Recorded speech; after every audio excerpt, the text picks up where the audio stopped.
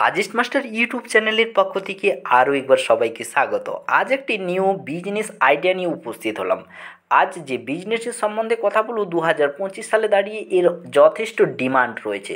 2025 সালে একটি জবের পেছনে দৌড়ানোর চেয়ে নিজের বিজনেসের পেছনে দৌড়ানো যথেষ্ট বুদ্ধিমানের কাজ হবে। আপনি জানেন কি, এই বিজনেসটি ভালোভাবে চালাতে পারলে একজন গভর্নমেন্ট এমপ্লয়ির সমান আপনি ইনকাম করতে পারবেন।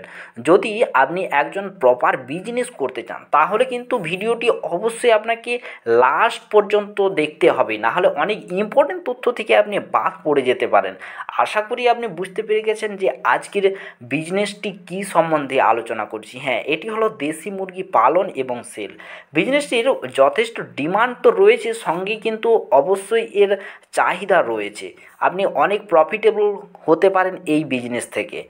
সেই কারণে আমি বিজনেসটির টোটাল পয়েন্টগুলো আলোচনা করব এই ভিডিওতে। হ্যাঁ, ভিডিওটি শুরু করার আগে সবার কাছে রিকোয়েস্ট, যদি চ্যানেলে নতুন হয়ে থাকেন চ্যানেলটিকে অবশ্যই সাবস্ক্রাইব করে বেল আইকনটা প্রেস করে রাখবেন, কারণ আমি কোনো ভিডিও আপলোড করার সাথে সাথেই আপনি নোটিফিকেশান পাবেন।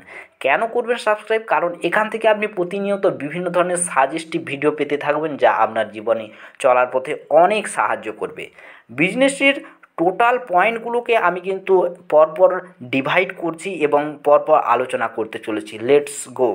নাম্বার 1, যেখানে আমি ইনভেস্টমেন্ট সম্বন্ধে কথা বলবো। কারণ কি, প্রথমে সবাই এই বিষয়টি লক্ষ্য করেন যে এটি আদৌ আমার ক্ষমতার মধ্যে কিনা, যদিও এটি একটি ভুল ধারণা। কারণ কি জানেন, আমাদের একটি পরিচিত প্রবাদ আছে, ইচ্ছে থাকলে উপায় হয়। ঠিক তাই, প্রথমে আপনাকে আপনার এমকে স্থির করতে হবে। এই বিজনেসের ইনভেস্টমেন্ট খুবই নগণ্য। যেমন ধরুন, যদি আপনার সামান্য একটা ফাঁকা জায়গা থাকে, সেখানে প্রথমে আপনাকে একটি লম্বা হল ঘর করে নিতে হবে। এই হল ঘরের কিন্তু কোনো রেস্ট্রিকশান নেই, আপনি যেমন হল ঘর করতে পারেন। এতে খড়ের বা এজবেস্টাস যেমন ছাউনি আপনি দিতে পারেন। এর সাথে বাচ্চা মুরগি কেনার যা খরচ এবং খাবার, এদের ফ্যাসিলিটি হলো এটাই যে এদের খাদ্য কোনো নির্দিষ্ট টাইপ নেই, আপনি যে খাবার প্রোভাইড করতে পারেন। এক কথায় এদের কিন্তু রোডাইল বা ব্রয়লারের মতো রেস্ট্রিকশানের ব্যবস্থা করতে হবে না। এবং কি রোডাইল বা ব্রয়লারের চেয়ে খাটুনিও কিন্তু যথেষ্ট কম। বিশেষ করে এর ইনভেস্টটি নির্ভর করবে আপনার উপর, যে আপনি কত বাচ্চার ক্যাপাসিটি রাখতে চাইছেন। যদি আমি একটি হিসেব বলি, ধরুন আপনি 1000 বাচ্চা রাখলেন, তাহলে এদের কেনা খরচ পড়ছে পার পিস যদি 20 টাকা করে হয়, তাহলে মোট খরচ হচ্ছে 20,000 টাকা। এদের 4 থেকে 5 মাস পালন করলে মিনিমাম আপনাকে 90 মতো, অর্থাৎ 90,000 মতো খরচ করতে হবে। অর্থাৎ এর খাবার নিয়ে সমস্ত আপনাকে 90,000 মতো খরচ করতে হচ্ছে। অর্থাৎ টোটাল খরচ আপনার বাচ্চা কেনা নিয়ে খাবার 1,10,000। আশা করি সহজেই আমি হিসাবটি বোঝাতে পারলাম যে ইনভেস্টমেন্টটা কতটা রয়েছে। নাম্বার টুতে আমি প্রফিট নিয়ে আলোচনা করব। প্রথমত, এই জিনিস নিয়ে অনেকের ডাউট থাকে বা জানার ইচ্ছে থাকে। এটা স্বাভাবিক, কারণ আমরা প্রফিট করার জন্যই তো বিজনেস করি। এখানে আমি সহজ হিসাব দিয়ে বোঝাচ্ছি যে প্রফিট কতটা রয়েছে। দেখুন, কোনো ব্যবসায়ী তার ব্যবসার ব্যাপারে কিন্তু সঠিক খুলে বলে না, কিন্তু আমি একটি একেবারে যুক্তিসম্মত হিসাব দিচ্ছি। ধরুন, এই 1000 বাচ্চার হিসেব অনুযায়ী আপনার 1000-এর মধ্যে 100 বাচ্চা মারা গেল বা নষ্ট হয়ে গেল কোনো কারণে, তাহলে আপনার হাতে থাকছে 900 বাচ্চা। 5 মাস পালন করলে এই দেশি মুরগি কমপক্ষে 1 কেজি ওজনের হবেই। এরা কিন্তু রোডাইল বা ব্রয়লারের মতো বাড়ে না, এদের গ্রোথ একটু স্লো হয়। তাহলে 900 মুরগির হলো মোট 900 কেজি, তাহলে এর বর্তমান মূল্য রয়েছে 300 টাকা পার কেজিতে, অর্থাৎ টোটাল হলো আপনার 2,70,000 টাকা। এখান থেকে খরচ আমার হয়েছিল টোটাল 1,10,000 টাকা, অর্থাৎ টোটালটা আমি বাদ দিলাম 1,10,000। গ্রস প্রফিট আমার আসছে 1,60,000। তাহলে আমার 5 মাসে যেটা টোটাল প্রফিট হলো 1,60,000। এটা আপনি যদি পার মান্থলি হিসাব করেন, তাহলে আপনি দেখতে পাবেন যে 32,000 টাকা পার মান্থ প্রফিট হচ্ছে। যদি আপনি বেশি বাচ্চা পালন করেন, বেশি লাভ করবেন। আশা করি আমি এই আমার যে প্রফিট এই বিজনেসের সম্বন্ধে, সেটা আমি বোঝাতে পারলাম। একটি বিজনেস স্টার্ট করার সময় আমাদের মাথায় বিভিন্ন ধরনের প্রশ্ন আসতে পারে। এইরকম একটি প্রশ্ন হলো, এটাও কিন্তু খুব অনেকটাই ইম্পর্ট্যান্ট প্রশ্ন, যে আমি এগুলো মার্কেটিং কোথায় করব। অর্থাৎ একটা মুরগির বাচ্চা কেনা হলো, সেগুলো থেকে তাদের প্রতিপালন করা হলো এবং সেগুলোকে যখন সেল করার সময় হলো, সেগুলো কোথায় আমি সেল করব বা মার্কেটিং করব। এটা মূল চিন্তার বিষয় নয়, কারণ এদের রোডাইল বা ব্রয়লারের মতো কিন্তু তেমন যে এদের লো চাহিদা রয়েছে বাজারে, তেমনটা নয়। কারণ কি জানেন, কারণ এদের যে মাংস, এটা কিন্তু অনেকটাই সুস্বাদু এবং এর যে বাজারে ডিমান্ড যথেষ্ট বেশি এবং সব সময় বেশি। কারণ এদের পালন করা হয় সম্পূর্ণ দেশি পদ্ধতি এবং স্বাভাবিকভাবে। তাই এদের মধ্যে কিন্তু আর্টিফিশিয়াল তেমন কোনো কিছুই থাকে না। তাই বাজারে সব সময় এদের কিন্তু চাহিদা রয়েছে।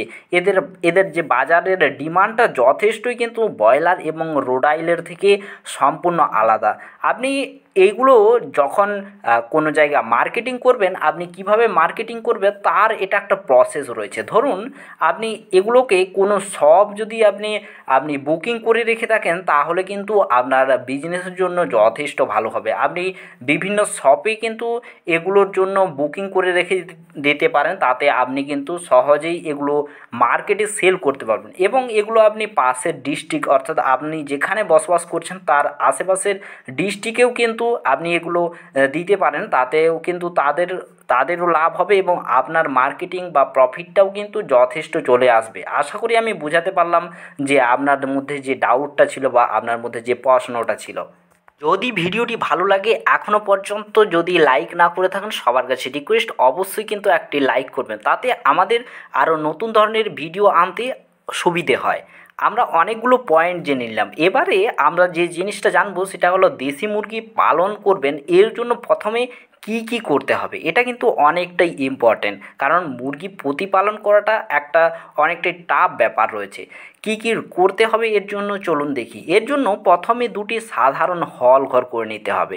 দুটো হল ঘর রাখার কারণ, আপনার বিজনেসের ছন্দটি ভালোভাবে চলতে থাকবে। ধরুন একটি ছোট বাচ্চার গ্রুপ একটি ঘরে পালন করবেন, আর একটি গ্রুপ অর্থাৎ যেটা একেবারে প্রিপেয়ার হয়ে গেছে, যে বাচ্চাগুলো অর্থাৎ যেগুলো এখন সেল করার মতো হয়েছে, সেগুলো একটি হল ঘরে থাকবে। এক কথায় ব্যবসার ছন্দটি বজায় থাকবে। হল ঘরগুলো খুব ভালোভাবে করতে হবে, এর কারণ আর খুব যে একবারে ছিমছাম করতে হবে তা নয়। কারণ এখানে এই হলগুলোতে যেমন কোনোরূপভাবে বৃষ্টির জল বা কোনো জল যাতে না প্রবেশ করতে পারে, সেই রকম ধরনের আপনাকে ছাউনি দিতে হবে। তাহলে কি হবে, আপনার যে এই বাচ্চাগুলো সেগুলো কিন্তু অনেকটাই সতেজ থাকবে এবং এগুলো কোনোরূপভাবে নষ্ট হওয়ার কোনো ভয় থাকবে না।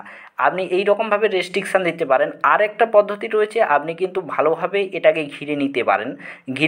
ঘিরে নিলে কি হবে, অন্যান্য যে এদের যে শত্রুগুলো, কোনো কুকুর বা বিড়াল, এদের হাত থেকে কিন্তু রক্ষা পাবে। আর এদেরকে কিন্তু আপনি যে কোনো প্রকার খাবার দিতে পারেন, এতে কিন্তু কোনোরূপ কোনো অসুবিধা নেই।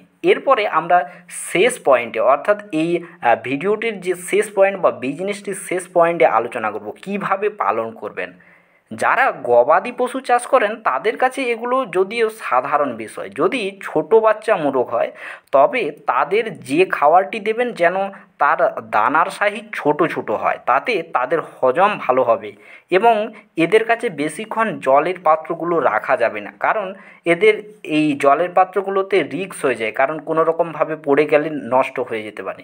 যখন এরা একটু বয়স্ক হয়ে যাবে, এদের জন্য পর্যাপ্ত খাবার ও জলের যোগানটা দিতে হবে, কারণ এইটাই তাদের গ্রোথের সময়। আপনি কিন্তু এই পদ্ধতিটা নিতে পারেন। এরপরে আপনাকে কি করতে হবে না, অবশ্যই একজন ভেটেরিনারি ডাক্তার, অর্থাৎ যারা পশু ডাক্তারগুলো রয়েছে তাদের কিন্তু অবশ্যই আপনার সঙ্গে কন্ট্যাক্ট রাখতে হবে, কারণ এদের প্রতিপালনে তাদের সাহায্য অনেকটাই প্রয়োজন। ধরুন আপনি তাদেরকে দিয়ে মাসে একবার বা দুবার চেক করাতে পারেন যে এদের গ্রোথ সম্বন্ধে, বা এদের কি কি প্রয়োজন বা কী কীভাবে এরা ভালোভাবে গ্রোথ করতে পারে, বা এদের কোনো অসুবিধা রয়েছে কি না। আপনি এই পদ্ধতিগুলো ফলো করতে পারেন, তাতে কিন্তু আপনার যে বিজনেসের যে ব্যাপারটা অনেকটাই ভালো থাকবে। এই বিজনেসটা কিন্তু আজকের দিনে অনেকটাই প্রফিটেবল এবং আপনি ছোটোভাবেও স্টার্ট করতে পারেন। তার হাতে নাতে প্রমাণ আপনি ভালোভাবেই পাবেন যে বিজনেসটি কতটা প্রফিটেবল অথবা প্রফিটেবল নয়। আশা করি আপনি এই বিজনেসের সম্বন্ধে টোটাল ধারণাই বুঝতে পারলেন। আর যদি ভিডিওটি ভালো লাগে অবশ্যই কিন্তু শেয়ার করবেন আপনার চেনা পরিচিতর সঙ্গে, কারণ তাদেরও যাতে সুবিধা হয় এবং তারাও যাতে কোনো কিছু করতে পারে তাদের জন্য। যদি ভিডিওটি ভালো লাগে অবশ্যই কিন্তু একটি লাইক করবেন আর শেয়ার করবেন। থ্যাংকস।